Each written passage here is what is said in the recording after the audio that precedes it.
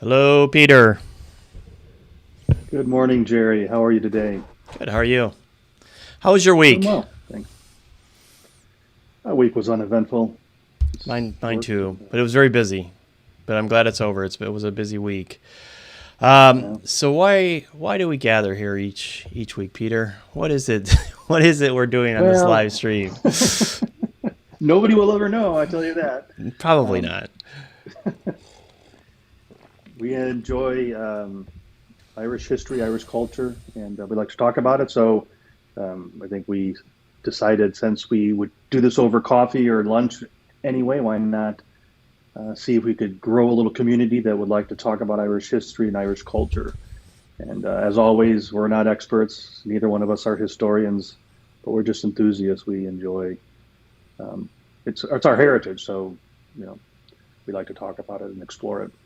Yeah, I mean, I think it's. I think we touched on it last week or a couple weeks ago. It really hit us. It hit me during the stream. Is that it's really helping me. I mean, just these little bits every week, learning a little bit. We stumble through a lot of this, honestly, but it's helping me reconnect with the culture, and then not, as I always say, not in really a cartoonish way or a touristy way, but in a way that I really do start. I feel like I'm starting to understand a little bit of our grandmother, who we barely knew, and maybe a little bit about our mom, and a little bit more about ourselves. So this has been really, and it's been fun for me, and it would be, hopefully people someday will tune in and enjoy it with us. So if you are Yeah, if you're watching watching it, it on the on the replay, comment, share it, join us live. We do it every Sunday morning, theoretically at 8 a.m. But yeah, 8 you a.m. know, Pacific Coast time. I think that's around 1600 in Dublin. So figure it out from there. Around the world, it's amazing, this internet thing. So this week, we typically pick three stories, and then we do a word of the week and piece of art or something else that's caught our eye. And we've been talking about this for a while because it is the centennial of the treaty negotiations between Ireland and the UK, that basically created the Irish Free State after the Irish War for Independence. And there's been a lot, because of that centennial, there's been a lot about Éamon de Valera and a little bit about Collins and the whole negotiations itself. So we were going to touch again on that. I think you found a tweet again this week that we'll show that was pretty interesting, that kind of set this off. Then we'll talk, a little bit, because this is still tied into the month of October and Halloween. We'll talk a little bit about Ringforts or fairy forts. I didn't pull that tweet up, but there was a tweet about how those archaeological areas were used as part of the festival. Save Win, is that how you say it? Basically, the harvest festival. Samhain is Samhain. the month of November. So we'll talk a little bit about that. Then there's a video that I saw on the Reddit subgroup about Dublin. It's very cool. Someone had taken an old video, some newsreel footage, and colorized it, cleaned it up, and it's just some views of Dublin that we'll show and highlight. Then we have the word of the week and some artwork. So let's dive into the first story. And this was a tweet you forwarded to me. So this is the 23rd. So I guess this might have been just yesterday. You sent it to me. It's, again, the account that it's a really good account if you don't follow it. Ireland Between Her Wars. I guess it's at 131 weeks. I'm not sure why that's the handle, but that is the handle, the Twitter handle. 131 weeks, yeah. Yeah. So very good one. We have a list. It's in the description below, of a consolidation of a lot of Irish history Twitter accounts. It's a list that I have under my personal Twitter profile. That's basically just a group of Irish history Twitter accounts that kind of do this. But this one was, I thought was interesting, that you sent over, and it's, again, this is 100 years ago, literally yesterday. Collins meets with Dev, and they talk about the developments in London because they are in the midst of this negotiation, and de Valera doesn't go over. It's kind of a source. This is the whole point of this conversation, is that it's a source of confusion and somewhat controversy as to why he wasn't more involved in those discussions, since he ultimately then rejected the results of it. And it shows here that even at the time, Collins was frustrated. It appears that he's frustrated with him as to why aren't you in London? Why are you refusing to come over? And he felt at the time, and later he said he felt that it was important that he hold up kind of a position of Irish republicanism, like being the president he's more removed from it. But ultimately, I think that was, to my reading of it, just learning about it, it felt like it led, I almost feel like it led to the Irish Civil War, because he was so significant as an opponent to this treaty that I think that gave a big emphasis to the anti-treaty people when he ultimately doesn't agree with it. So I don't know. I'm sorry. I think that's why he went. The common acceptance reason is that de Valera didn't go because he knew the agreement was going to be crap, and he wanted to be able to distance himself from it and say, I wasn't there to agree to it. And I think it was the cause of the Civil War, because his group and the Sinn Féiners, who stuck with Collins, disagreed about letting go of the 6 counties in the north. But I mean, there is some validity to the point that you don't send the leader of a country, the president, or I don't know what he's president then, or Taoiseach, but you don't send the president to negotiate with ministerial level individuals, or maybe even the prime minister. The Queen didn't come, or the King at the time didn't, participate. So I think there is a legitimate reason for the leader to stay aloof from it. He sends people he trusts and they're competent. And whatever that word was, plenipotentiaries or plenipotentiaries, they can make the deal, and they have the authority to make the deal. They have the president's authority to make the deal. So Collins and Griffith, all of those guys had the ability to close the deal. But again, de Valera was able to keep his hands clean of it and say, hey, that wasn't my deal. I would have held out for or negotiated for the whole of Ireland. So I mean, he's a controversial figure. I mean, even today, he was instrumental in writing the Irish Constitution. In fact, while he was the president, he was also his own foreign minister, and so that's who he used. He used the staff of the foreign ministry to write the Constitution, because he'd worked with them before and he had confidence in them. And so he was instrumental in the Irish Constitution, which many people think was didn't give women sufficient authority and rights. It was kind of a one step forward, 2 step back kind of thing. But I'm not sure I really like him because of his aloofness, his views on. I mean, he started off as a Republican. He started off as a freedom fighter, and then he ends up being this conservative, anti-women, anti-anything that's not. I don't know. He must have been Catholic, but what I do like about him is that he was an American. He was Irish American, like we are, and he was able to go into Ireland, be accepted by the people to do really cool things, and he did really great things. So I think, and for that part, it's just kind of cool. I kind of identify with the fact that he was Irish American, and a lot of people don't understand, or the Irish don't understand what the attraction is for us. And it's for me, it's my heritage. I mean, it's who I am, or who I like to think I am, anyways. But yeah, I mean, there's a. Go ahead. No, I was just going to say I've on the screen here. We've got a story from the Irish Times back in May of this year, and the sub headline is the headline is truce or treaty. Why did de Valera not lead the delegation sent to London? A mistake, cowardice, or duplicity? A historic opinion is divided.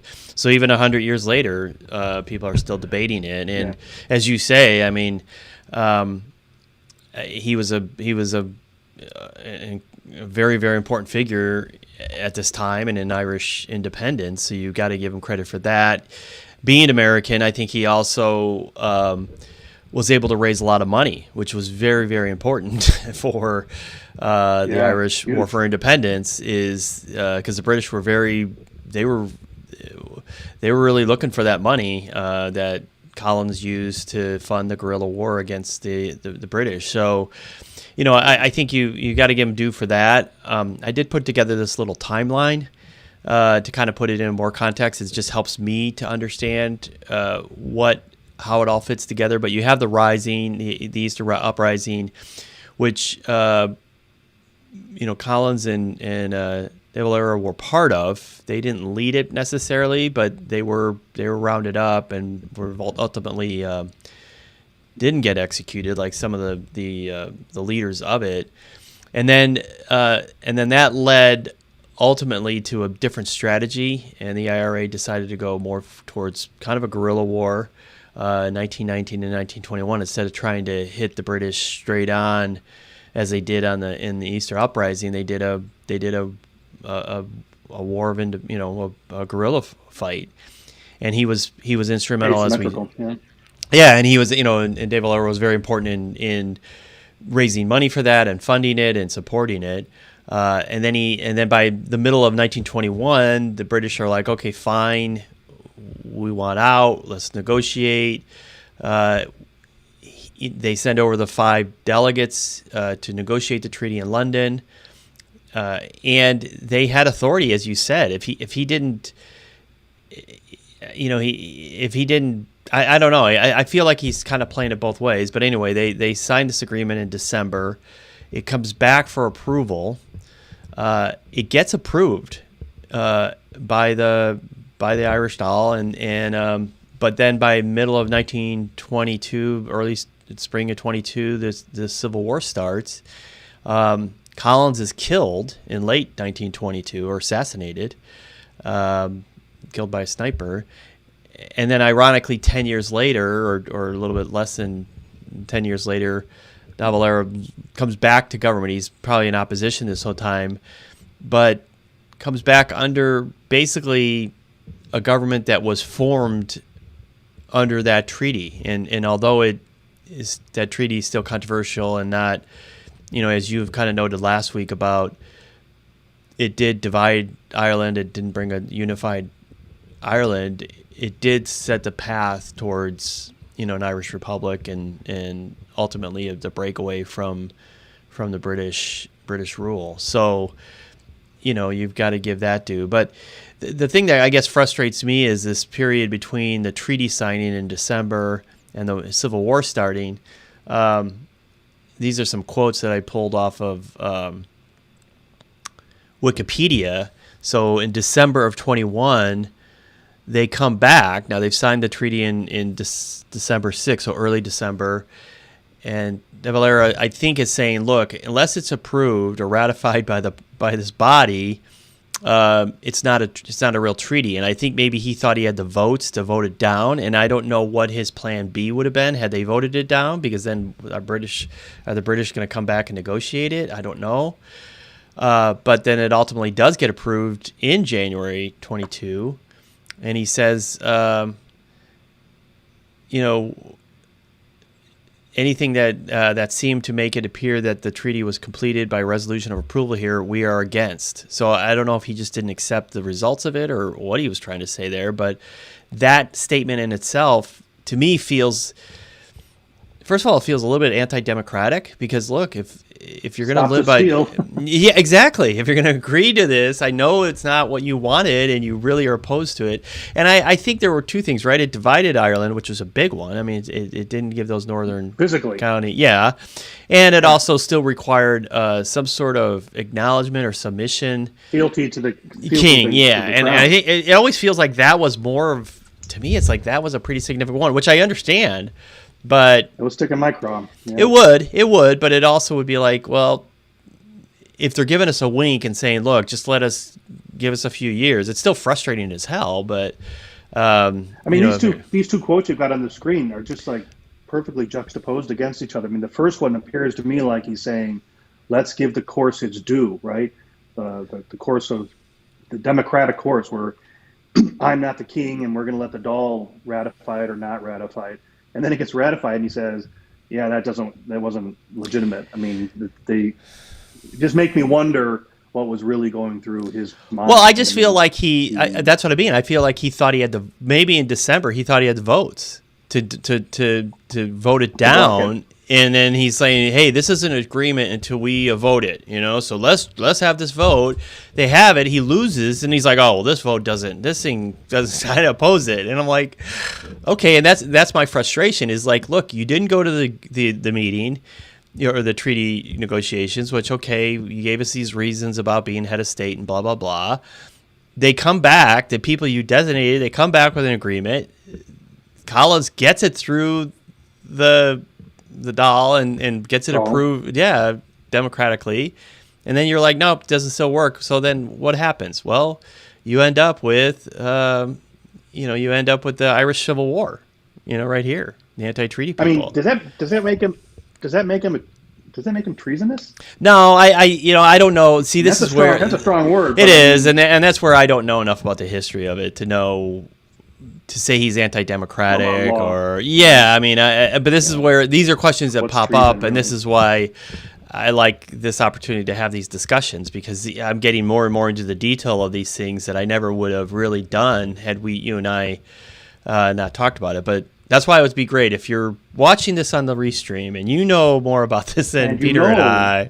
Join us, comment or join us. Yeah, put your 2 cents in on it. So. Anyway, so I make thought yourself available to join us. You can there you have a third party in here. But no matter what, these two guys, eventually, it is it's kind of a cool picture. It's what is this? A long fellow and big fella, or what's long? Big fella, long fella. Is it? No, it's not. No, big. Dave Valera was long fellow, but I don't think Collins was big. Collins was big fellow. Was he big fellow? I thought they had different names. What was the name of that book you had last week? Longfellow, Big Fellow. Oh, that's the name of it? Yeah. Okay.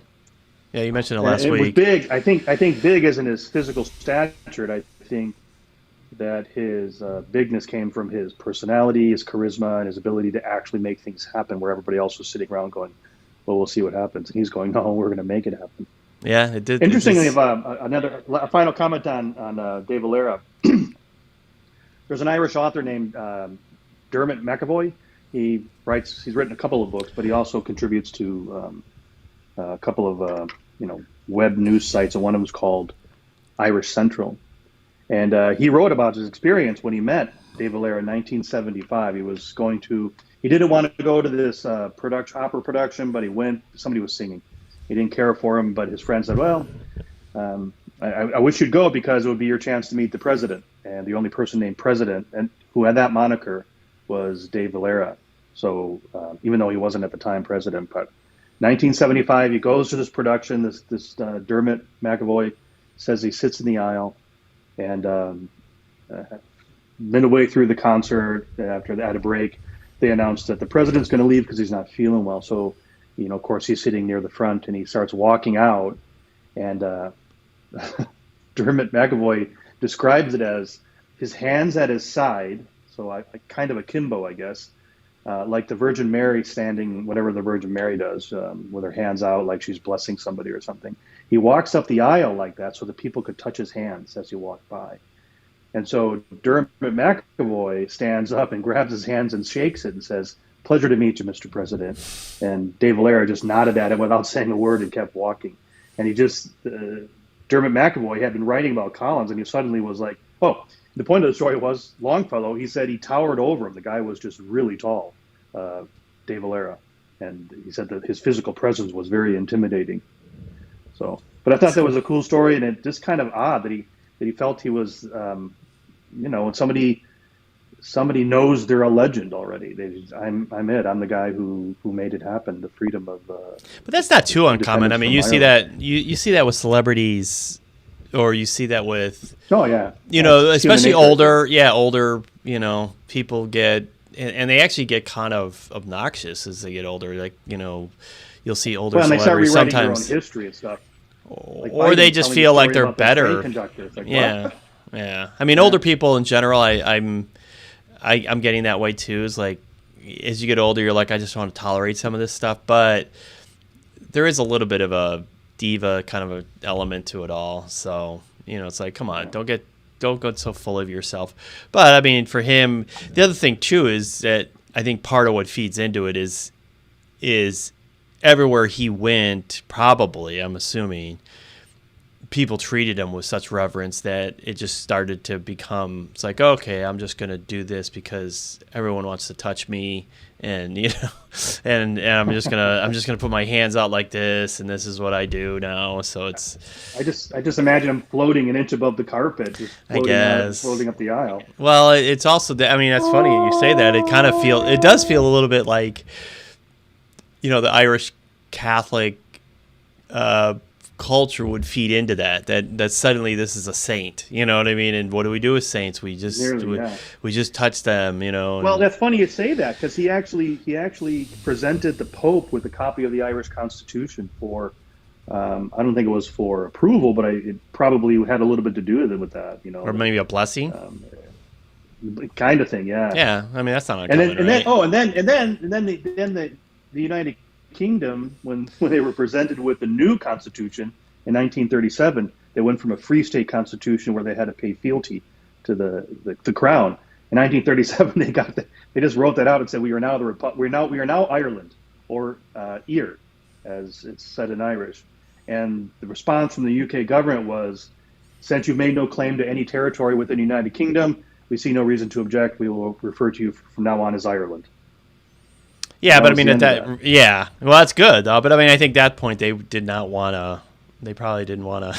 They were done. They were done. And it was 1937. I almost feel like it's a weird. Happen? They knew. I know, but it's weird. It almost feels like the way it is now with Northern Ireland. I mean, I hate to say it, not to get into touchy subject, but I almost feel like Britain is kind of done with Northern Ireland today. It's like you could see them saying, if Ireland decided to unify, I don't think the British are going to stand in the way. They're like, yeah, we're fine. Yeah, you guys want to unify. We're not. It's the people there. Yeah, there was actually a survey. There was actually a survey of English people, which is a separate country from the UK, within the UK. And the English, there was a slight majority of English people, according to the survey, who said they prefer Brexit over Northern Ireland. They wanted Brexit more than they wanted to keep Northern Ireland in the Union. So I think you're right. The sentiment is there. Like, why are you? They claim they're giving them 60 billion euro more a year than they're getting out of the place. But that's anyway. So we're off on a tangent. So yeah, go ahead. Yeah, sorry, but no, it's mine. I did it. No. But I was going to say something about De Valera. The last thing. Constitution. Oh, yeah. Can't remember it. He was part of both constitutions, and according to Dermot, in the Irish Central publication, he destroyed my Uncle Collins, but he also he said for as long as he can remember, he was either Taoiseach, which is their prime minister, or president. So he was involved in some aspect, and he didn't die until 1995. Oh, I didn't realize it was that long. I mean, I did. I was looking last night. Yeah, you're right. He either was in government from about 1932, or even before that, because he was opposition leader in the 20s. After the Civil War, he became opposition leader, and he was continuously he was a politician or a statesman all the way through the 70s, either in opposition or as leader of some part of the government. So, well, yeah, I mean, he formed the party. He formed the party called Fianna Fáil, or Fianna Fáil, yeah, rather, which was the party that rejected the treaty because they wanted Ireland to be completely unified. And fast forward 100 years later, and his party, Fianna Fáil, is seen as the least likely to unify the island of Ireland. And Sinn Féin now, the party of the revolution, or party of the freedom fighters, are the party that's most popular in Ireland now. and they think that if any unification is going to happen, it's going to happen under Sinn Féin, who were the party of partition. It's kind of funny. I mean, well, as Americans, we also know that parties shift. They can shift very greatly over the course of, especially over 100 years, from where they were. Just look at the modern day Republican Party being not really the party of Abe Lincoln. Yeah, not really the party of Abe Lincoln anymore, per se. But anyway, let's not get. We should stay away. When I lived in Spain, my Spanish instructor, who was a Spaniard, it was a class full of people from all over the world, and I happened to be one of 2 or 3 Americans in there. And he said, the United States has 2 parties, conservatives and ultra-conservatives. Yeah, I mean, I think for the rest of the world, that's for sure, right? That's the way we see it. Move on to the next topic, I guess. Which is, and it's kind of feeds into this time of year. We talked about this last week in terms of this save win, the Irish Samhain, sorry, which is basically the Samhain is the month of November. So the Halloween night is Halloween or Samhain Eve. So it's Ike, or I think it's Ike Samhain. So that's Halloween. It's the 31st of October, the night before November begins, which is their new year. And because of the spelling convention in Irish, it goes from Samhain, when you put that word in front of it, it's now Shana. Yeah. So that's a spelling convention. My pronunciation is horrible. Any of you out there, feel free to correct. Use some phonetic spelling when you correct me so that I can learn from your insights. Yeah, but I mean, so this was you, and I didn't grab the tweet that you had. I think it was Irish History Bite Size or something like that. No, I apologize. Yeah, Bite Size Irish History. It's a Twitter account. It's yeah, I should. I'll put it in the description below. So, and they tend to describe their tweets or tweeting. They said we'd like to tweet positive aspects of Irish culture, rather than, and the same thing we talked about. Maybe not in the channel, but in person. There's so much tragedy in the Irish history of the last 700 years, and we can only talk about so many boats that got blown up, or buildings that burned down, or tenants that got expelled. So it's nice to talk about things that are interesting, not necessarily tragic. Exactly, and I also think that so that account talked about the fact that these. And this is why we pulled the story up from the RTE. It also came out this week on 21st. This is Marion McGarry for RTE. She's just talking about the superstitions and mysteries around these fairy forts, or I think they're also called Ringforts, which are fairy rings, right? Which are really kind of archaeological sites. And I think she says in this story there was 30 of them across the island, and they were from what they can tell, they're from the Iron Age, which is, I believe, around 900 AD, and this was part of the mythology of the people that were living in Ireland, and they just it fed into it, and these were areas. I'm not really quite sure why they picked particular areas, if it was just so the archaeological sites you're talking about are sites where Iron Age peoples got together and built round forts, and I think they're which were 30 several. But were they around caves? Were they around caves or underground? So here's the deal: a fairy ring, is a fungus that grows underground, and it grows in a spiral. And its shoot, or I got the word here, its shoot actually takes a year to make a circle, and then after a rain, mushrooms pop up. So there are little mushrooms all in a ring, and they look magical. I mean, here's this perfect circle of mushrooms. They look like little tables for fairies, or they might be where fairies live underground. And so those were to Iron Age people and even Irish today. And I'll tell you a story really quick in a minute. That some sort of magic happened, and they usually were people from the other world, the other side. That whole notion of the divide between our world and some magical, mythical world of fairies. Which, fairies but then Irish. does that get merged into Halloween, right? Because now you have other worlds or ancestors, and so they just kind of merge all these things together, and that's how you get the modern. So people have died are in that world, and at New Year's, the dividing line, the wall holding us separate, is so thin that those people can come and enjoy being in the real world again. And you want to make sure that you scare them away if they're bad, or hang out with them if they're good. And the Mexicans do the same thing. Dia de los Day of the Dead, Muertos, the Night of the Dead. Yeah. So, but this is 1999, which isn't too long ago.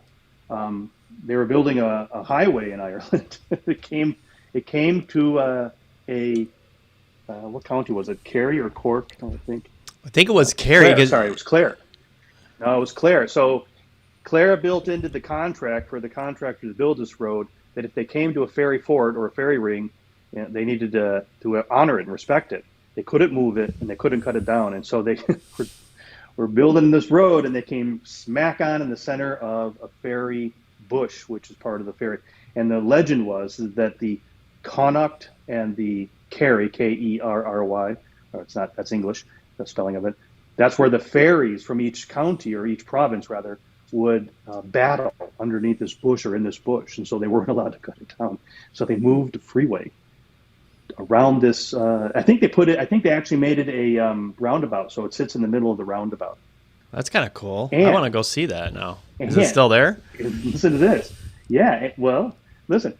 So years later, somebody comes with a saw, probably a buzz saw, and cuts all the branches off in the middle of the night. Yeah. Kills it? So everybody thought that's the end of it. 7 years later, it sprouts leaves and branches.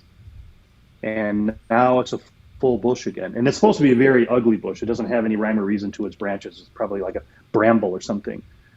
But it grew back, and it's alive, and they're pretty sure that the Kerry Connacht fairies are battling it out again. Yeah, that might have been mentioned in this story, because she goes through this RTE story. She goes through kind of the history of some of these in terms of like there were a couple of these kind of stories about either construction sites or other disruptions from it. So I don't know. It's kind of cool. It's just something I'm learning about. It kind of got me going down a rabbit hole last night. I should have been reading that story, but of going down Irish mythology and looking at just the whole structure of it. And it's interesting, the little bit that I saw, just doing like Wikipedia or whatever. Apparently, Julius Caesar started to, or had written something about, like, as he was conquering people. Now, these might be the Gauls instead of the Celts or whatever, but he was comparing the Roman mythology to the people that he was conquering's mythology and matching up. Okay, so they have, we have this god, they have this god, those are kind of similar.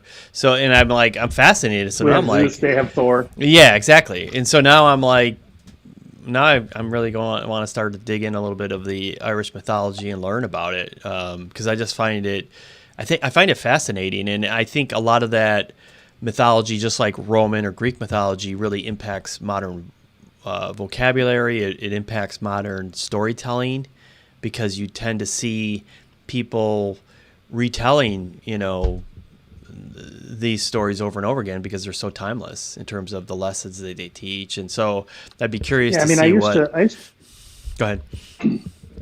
No, I used to just never really like mythology because I know I didn't either. Stuff I don't need any of it, and it's like I had enough of it with I was raised Catholic, and it's just all these stories about things that have nothing to do with my life. But the more I get into mythology or read about Irish and Nordic mythology and even some Greek and Roman mythology, I begin to see. And who was that guy? He was PBS here in America. He did the hero's journey, I think. Yeah. He talks about the mythology, and they're all very similar, or if not identical stories of changed names and it's all about the human condition and what you do as a human being and how you live your life or overcome obstacles or what it is you're truly after in life. So, I'm getting older, and so I'm beginning to appreciate this stuff more. And I think, the fairy ring story is cute, and it's funny. Even Christy Moore sings about "I got lost in a fairy ring" in that one song. It's the introduction to his 2006 or 2006, I think it is, Point concert. And so that's the fairy ring. Because the legend is, if you step into it, you'll turn invisible. Or the other legend is, you step into it, you can't get out of it. And so he said he was lost in the fairy ring. Geez, I couldn't get out for days. And he finally gets out and he sees a guy on the road and they go up to a pub together. But no, anyway.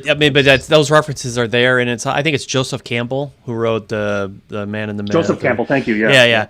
But he also, part of that and part of why I agree with you. I didn't, a lot of this mythology was always kind of but what's remarkable about some of those interviews with him is that we have modern thought, a lot of modern ways of thinking we think are novel, and it's like, no, people believed this back a few, hundreds of years ago. So this is not a new idea for humanity to collect around a certain idea of whatever it might be, whether it's a political idea or the way we treat each other or whatever. We might think, oh, this is a very modern, progressive way to think about something. And it's like, no, societies hundreds of years ago struck upon this. We just lost it. And now it's just finally coming back. So I think that there's a real reason that these, what seems like archaic or maybe, fanciful, are really still very modern or can be very informative to our lives now. So that's that. The third story we have wasn't a very good transition. Was this one, which is very cool. This is from the Irish. This is from the Irish History subreddit group, which I know you're not a big fan of Reddit, but I find this group to be very good. There's a link to this below. They always have some fascinating things. Reddit's just kind of a unique social media site. But this is it Pathé? I'm gonna mute this. Is it PAC? The old timey. Yeah, but that's isn't it British? News, right? PATHE? Yeah. Or is that French or British? I forget which company. PATHE with an accent over the so E. it's Pathé or Anyway, these were these were newsreel. Basically, these were kind of like early newsreels, right? And this was a newsreel, or these were some shots of Dublin. This runs about 4 minutes. Yeah, it's very cool. There's the Liffey. And so this was enhanced. So I want to give the guy credit. It was enhanced with something called Topaz AI, which is Topaz is a imaging software, and then they also used. If I scroll down here real quick, you know what it was. Name? It's in the Irish History subreddit, and then if I click on this YouTube, the guy who did the. I'm gonna give him credit here. So I'm gonna hit YouTube. Let's see if this works for us, or is it gonna really cause a real problem for me? There it is. Okay, so it didn't. It's not too bad. It's actually this this YouTube channel. Yeah, sorry. Items of Interest. He only has 189 subscribers, but he mentions here resolution enhanced by Topaz AI. He's going to have 190. Well, I think, yeah. So this is actually British Path. Yeah. So this is that's the Irish Treasury now, right? Is this what we're looking at? No, that's the Bank of Ireland, and that's Bank of Ireland. But at the time it was, and I don't know what building it was is. The Parliament, but they dissolved the Parliament. That's where the Irish Parliament was when it was devolved to Dublin. But it was still under English or United Kingdom rule. And if you go to Dublin, you need to find a guy named Donal, Donal. He gives a tour. He's a PhD scholar over at University College in Dublin, but he gives tours of the city, and they're just fantastic. And he talks about, of course, the whole city, but he talks specifically about this building and what it was aspired to be, and what it's turned out to be. And it's kind of emblematic of many societies or governments, or where money just takes over. Anyway, yeah, I tell you, cannons still around that building. I just think this They is so point cool. out those crowds that would riot. For me, this is like, it's black and white, and you can kind of see that the colorization it's not the greatest. I mean, I think he just color added by Deodify, which is probably just an online software, but it does enough to give you a real sense of. I mean, I know it's kind of, like I said, it's not like professionally done. It's just run through a software, but I think it's. It really modernizes it, and you start to really feel like you could almost be there. You know, it's kind of bizarre. Real buildings, real people. Yeah. The other thing I do want to mention, this is 19. Do you remember when we were kids? Go ahead. But this is 1915, so this is before. This is before before the Rising. So it's ripe for it. So you're not seeing any like damage to the. I think that's the other thing. Did you see this guy climbing this ladder? It's wild. Yeah. There's a guy on the ladder. I mean, you just think of the safety standards. I don't know, but this is before any damage from that uprising. Yeah. Anyway, go ahead. So we were kids. I just remember when we were kids, films like this, because they're shot in like Super 8 or something. We'd only see them, and everybody was walking really fast, and they all look silly and not real. I didn't connect with them, but when you slow it down to what we call normal, and actually give it some color. I mean, these people they're just people I could walk up on the street and see and walk into that building, and probably have walked into some of those buildings. Well, the funny thing is the comments either in the Reddit or on this channel where that a lot of people recognized modern. They're like, it hasn't really changed that much. So kind of interesting. That's like, so if you're. And then I haven't seen any steamboats up the river. Yeah, and then this was a map you sent me from. I don't know what it was from a newspaper. It's from but the I don't know. Newspaper. Shortly after the Rising, they wanted to kind of chronicle demonstrate or report to people. What was actually happening? What were the key points of interest? And so, if you look at the tags that are there you are. You can see, and I love the fact that they call these people Sinn Féiners. Like, I know, it is kind of funny. That just sounds I guess it's funny. Kind of funny. But it's kind of like it's a belief system, yeah. But it's interesting. Like the warehouse had snipers here. You have this area was seized. The Westland Row. There was apparently a check attack on the bank, an OTC check attack on the bank. This Jacob's biscuit factory was looted for supplies. So they really, I don't know who. I remember reading about that. Yeah. Yeah, Liberty Hall was bombarded. The post office was the headquarters for the attack. 4 courts held by Sinn Féiners. I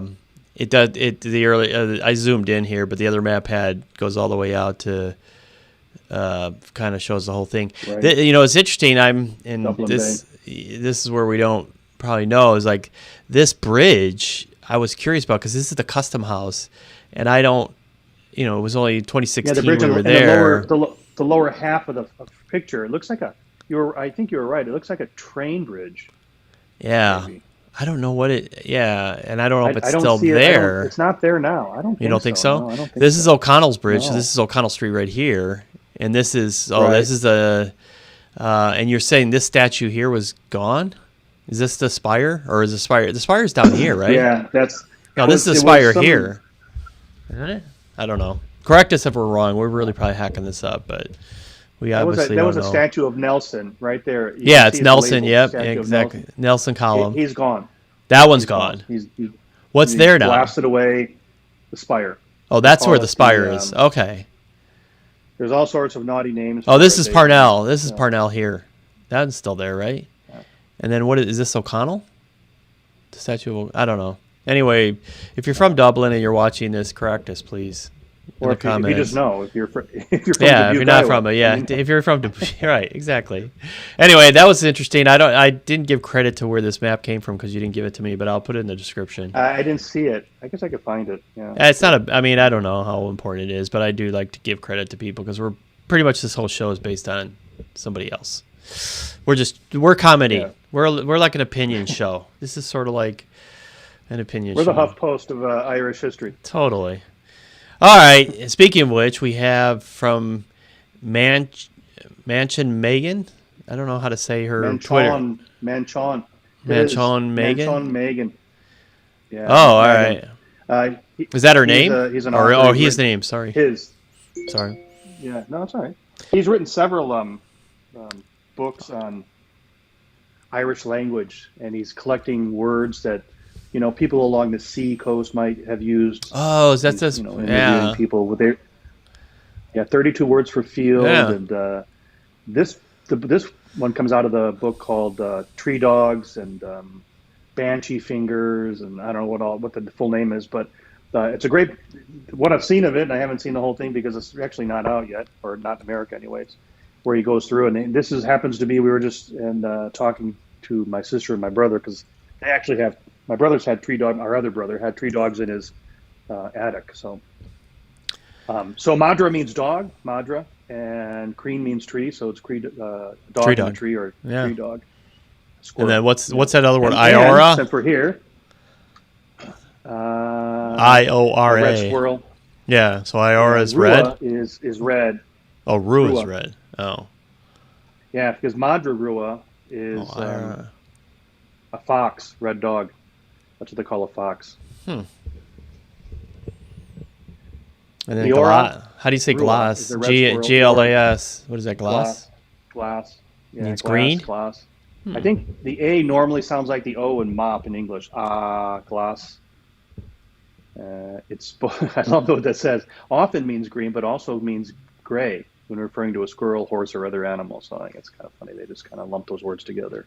Yeah, but it's like English. You have all they have all these little things that you learn as you don't even think about them. You know what I mean? You're like, oh no, you wouldn't use it for that. Right. Anyway, so that's the word of the day, or the word of the week. I don't know, what are we calling it? Word of the week. And then I picked this artwork, and this. I don't know do you remember that we went to the museum? So back in 2016, we were in Ireland, and we went to was it the National Museum? The National Gallery. National Gallery. The National Gallery. And they had a exhibit. I think it was Ireland through history, or art through Ireland. Ireland's history through art. And so I think this is from the Victoria Art Gallery in Bath, and this is a painting by John Joseph Barker, and from 1847, and it's a good size painting. And these apparently during the famine that was going on in 1847, there were Irish immigrants that came across. They're starving and they're looking for work and for food and stability. And as kind of these comments say, this was a very sympathetic painting at a time when are immigrants ever treated well? When at a time when that people wouldn't have, and they just would have been seen as, oh no, here we got refugees from Ireland coming over. So Barker painted them as humans or humanities. Totally. Rather than taking away food or jobs from what as the local people might have seen them. Exactly. And then apparently these children might even be his kids. So this may not be actual. Unfortunately, it kind of breaks it for, a little bit that these aren't maybe actual immigrants, but I think he wanted just some representation. Yeah. So these are, but I do remember this, and I'll have another painting next week from this exhibit too, just as our work. But it's, I just thought it was, I thought it was beautiful. I just love the way it's kind of got this triangle. You got this one classic triangle. Yeah, you got the one central figure, but then you have this triangle. I just love the way the light falls from the fireplace onto the fire onto them. So it's pretty cool. Here's another. And the man standing like that with leaning on his walking stick, and all the women and children are like under his protection as best he can give. Yeah, I mean, it's just it does kind of give you I know we try to stay away from too much of the tragedy stuff here, but it does give you the sense that it's very hard times. You really can't get away from it. You can't. It's been hard times. We're just not going to dwell on it. That's not the point of this. Well, I just think there's just, you have to talk about it because it really impacts things, but it's not, You're right. We don't want to dwell on it. So that's all I had. That's all we have for the week. We somehow managed to talk for 51 minutes. So somehow, again, it's 51 minutes you won't get back. But if you... you get what you pay for, so there you have it. There you go. But like and subscribe, hit the notification bell if you're watching this on the replay, and join us. Tell your friends. Join us. People who'll be interested. Come and correct us. Join the conversation. Here, so, yeah. So we'd love to hear from other people who are trying to learn. Community, we don't know what we're doing, and we don't. Yeah. We're trying to use the modern technology to spread the word. Another one in the can. There you go. Exactly. All right. Well, we'll see you next week, Pete.